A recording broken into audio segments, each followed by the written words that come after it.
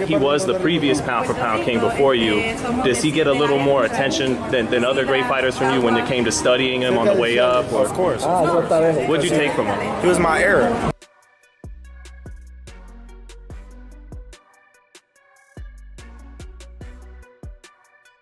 What happens when one of the calmest and most disciplined champions finally loses his patience? That is exactly what we just saw. Terence "Bud" Crawford has officially spoken out against Manny Pacquiao, the legend, the icon, the 8-division world champion. After weeks of Pacquiao calling him out, teasing a mega fight, and saying things Crawford believes are completely false, Bud finally responded strongly. This video breaks down why Pacquiao is calling out fighters he can't realistically face, why Crawford thinks Manny is being unrealistic, why the boxing world is divided, and how this became personal. Everything started when Pacquiao returned to the boxing world at 46 years old, fought Mario Barrios, and suddenly had big names on his mind, including Crawford. Have you got any thoughts on that fight with Mario Barrios, and is there any chance we see you still in there at 46?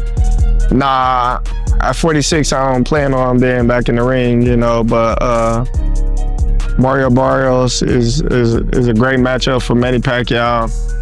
And I think, you know, at this age, it's a 50-50 fight for Manny Pacquiao. Pacquiao began publicly calling out Bud, the same Bud who moved up 2 weight classes to beat Canelo Alvarez, and the same Bud many consider the best boxer in the world. Pacquiao said he wanted the fight, said he was ready, and said Crawford was next. What would you do to beat Terence Crawford that no one has been able to do yet?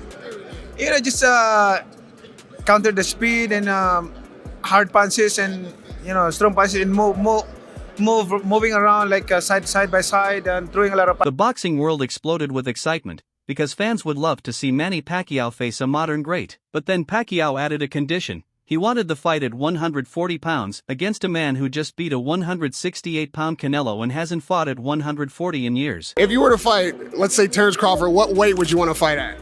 147. 147 still? Yeah. All right, well, I think you might be watching this. This is going to make a little bit of news. Why don't you go ahead and challenge him right now? Because my natural weight is 140. So, I mean, I'm just moving up to 147. So, it's not to getting hard to reduce. He says he wants to fight Canelo, maybe at 168 pounds. Did you imagine him beating Canelo at that weight? I don't know. I can't imagine. Let's wait.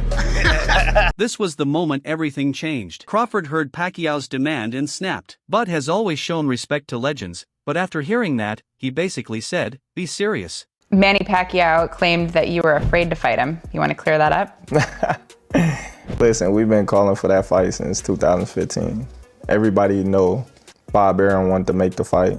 Pacquiao and Freddie Roach, they didn't want them to fight. They wanted $20 million, which basically they outpriced themselves.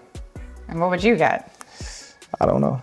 From Crawford's point of view, Manny is trying to make demands he no longer has the power to make. Pacquiao is no longer the A-side. He is no longer the biggest pay-per-view star. Meanwhile, Crawford is now the face of boxing. So when Manny tries to control weight classes in negotiations, Bud feels disrespected, like Pacquiao is pretending nothing has changed.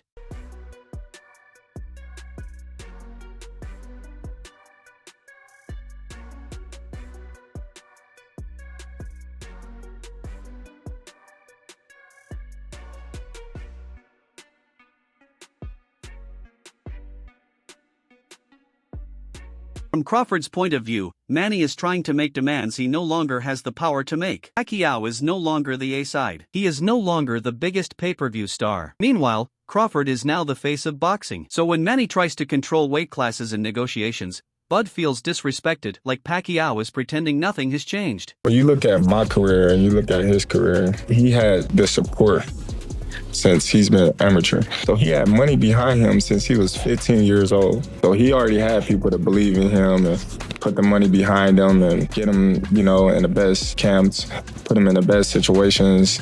All he had to do was focus on boxing. I never had that.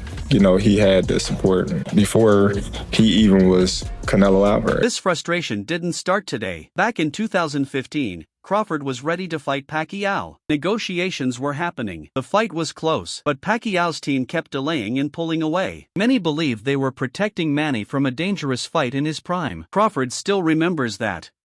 You wanted to fight Manny Pacquiao. I think you were like 27, 28 when you wanted to fight Pac.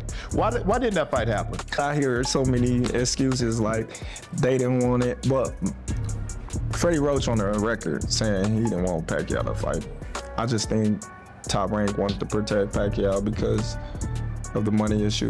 Now here is the twist. Today, Manny is older, slower, lighter, and far from his prime, and suddenly he wants Crawford. To Bud, that feels disrespectful, like Manny waited until the danger was gone. But the truth is the danger is not gone. Crawford is more dangerous now than ever. My advice to him is as he's moving up to his upcoming fight,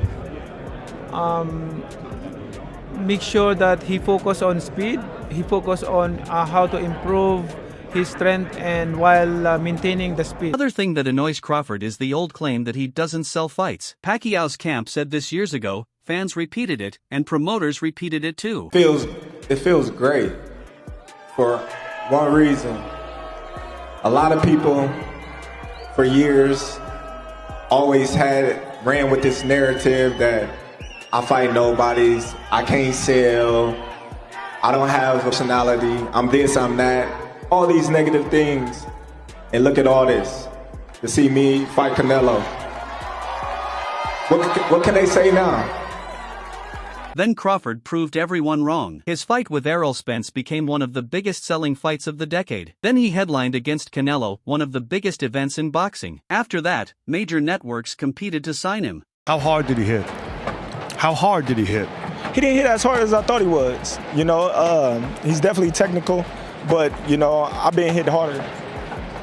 So hearing Pacquiao repeat the old argument that Crawford doesn't sell, Bud wasn't having it. Today, the numbers clearly show that Bud is a superstar. He sells big fights. He headlines major events. And he elevates every opponent he faces. Pacquiao using that old excuse now feels outdated and petty. Crawford made it clear he is done with that narrative. Things got even more heated when Crawford was asked why Pacquiao is not in his top 5. He hinted, indirectly but clearly, that Pacquiao's best years happened before strict drug testing became mandatory, and once testing began, Pacquiao didn't look the same.